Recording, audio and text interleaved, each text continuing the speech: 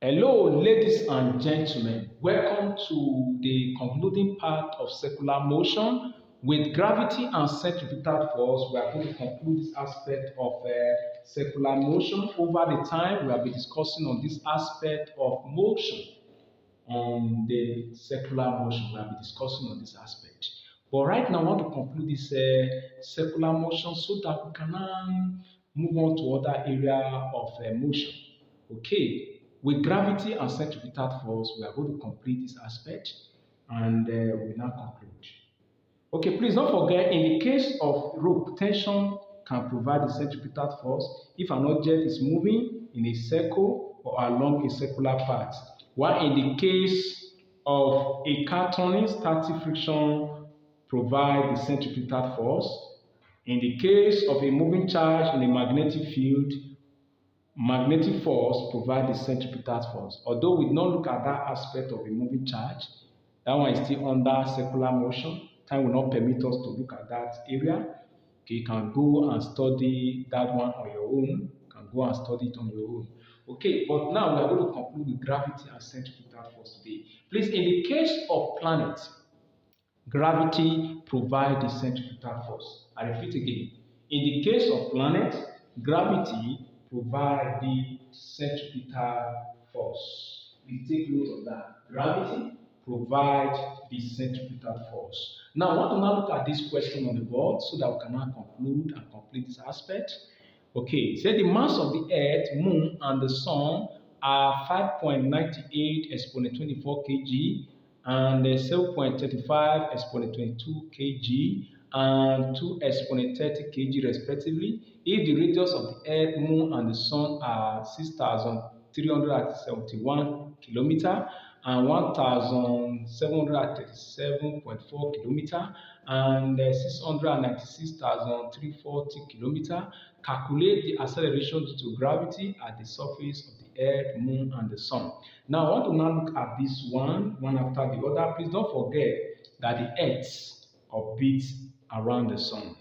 The Earth orbits around the Sun, or the Earth revolves around the Sun. Please don't forget that. All objects attract one another, including the Earth and the Sun.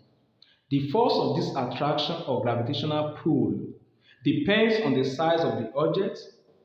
As the Sun is very large, it exerts a great gravitational force on the Earth.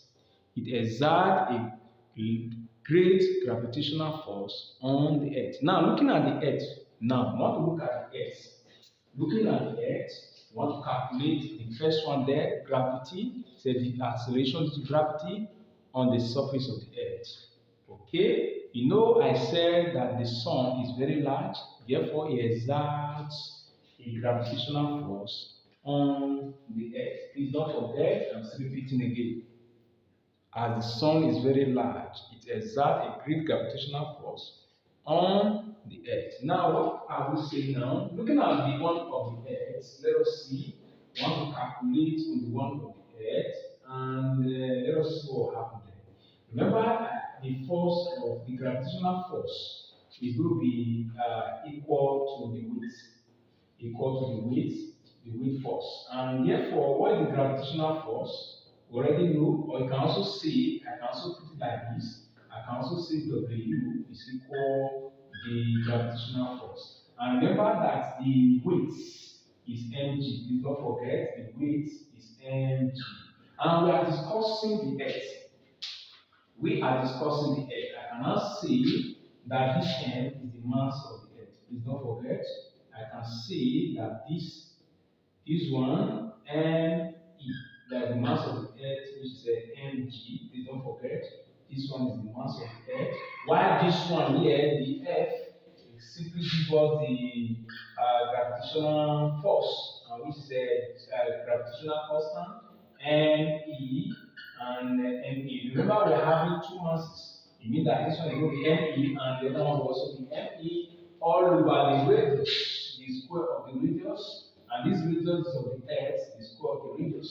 Okay, this is what we have here. It means that this one here can kill one of these.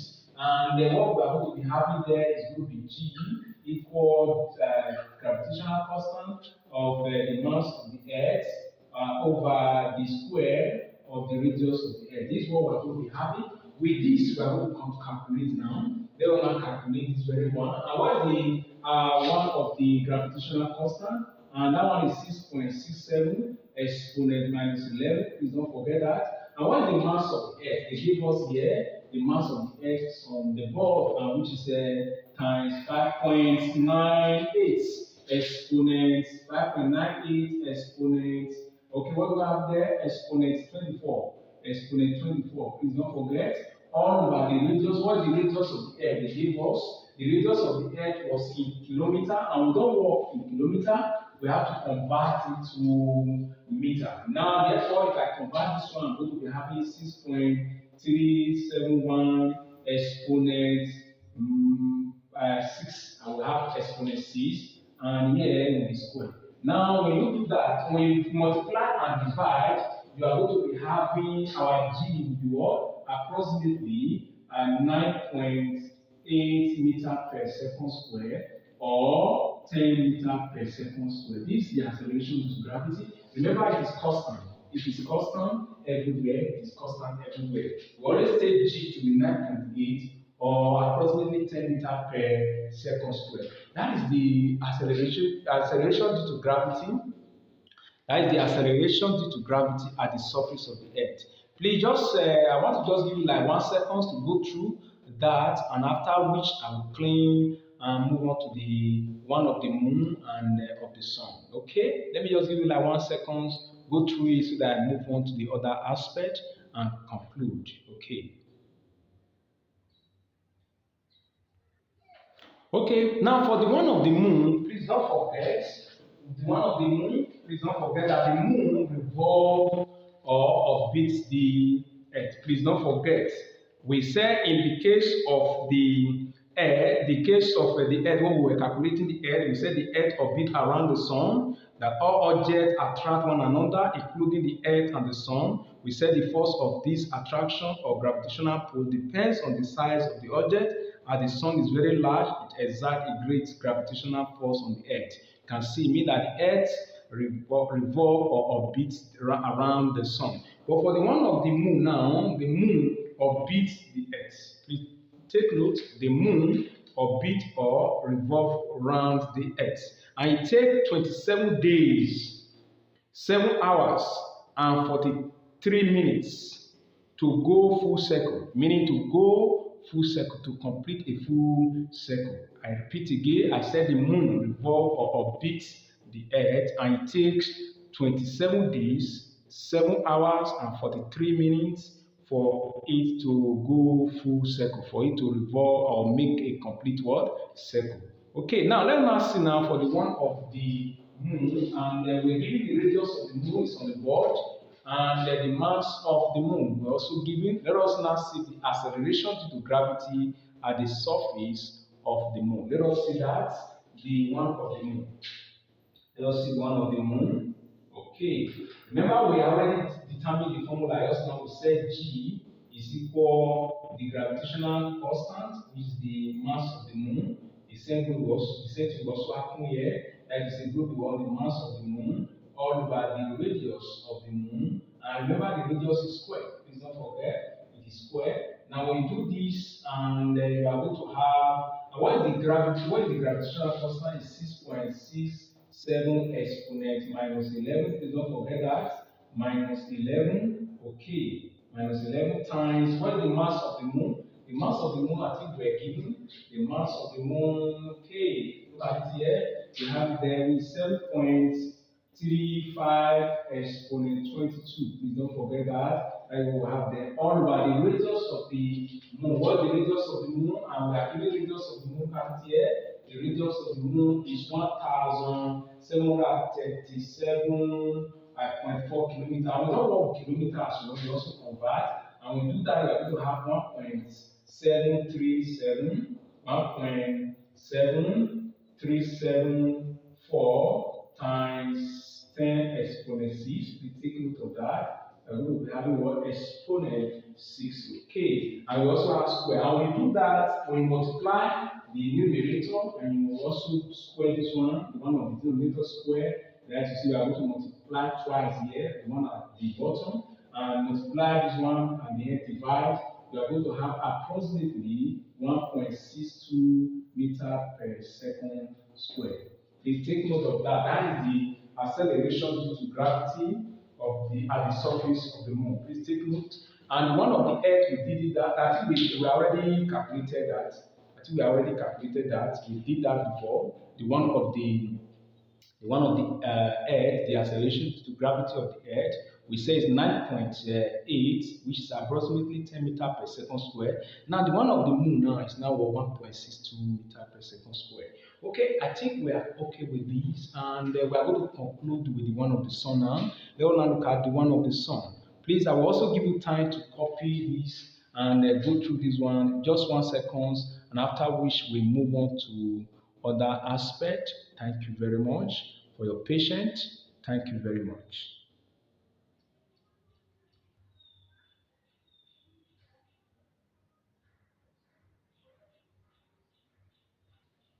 Okay, let us now conclude with the one of the sun. Remember, I told you as this earth rotates, it also moves or revolve around the sun. Please don't forget, I told you that one before. As the earth rotates, it also moves or revolve around the sun. While the one of the moon, we say it orbits the earth, and it takes 27 days, 7 hours, and 43 minutes to go full circle, to complete a full circle. Okay, now we want to look at the one of the sun now. Let us now look at the one of the sun. Please, let us look at the one of the sun. Please don't forget, I said before, for the case of the sun, we said the earth orbits around the sun. It means that it's the earth that orbits around the sun. Please take note, it is the earth that orbits around the sun. Please don't forget that. It is the earth that orbits around the sun. It means the earth that revolves around the sun. Okay, let us now see this very one. We also use that same formula, the formula we have used before, the one of the sun. Let us see the one of the sun. And then we use this formula G, which is the gravitational constant, which is the mass of the sun all over the square of the radius of the sun.